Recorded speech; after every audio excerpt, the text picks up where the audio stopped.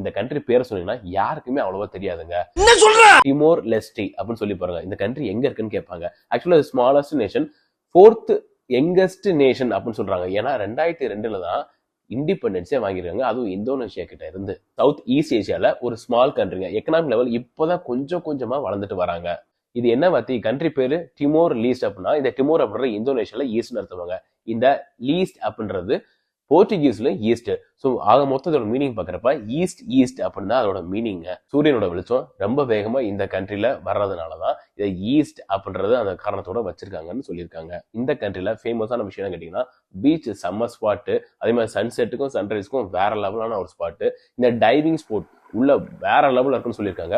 நீங்க dolphin and வேல் நல்ல பக்கத்துல பாக்கணும்னா இந்த கண்ட்ரிக்கு தாராளமா விசிட் பண்ணலாம். Especially October to December மந்த்லங்க.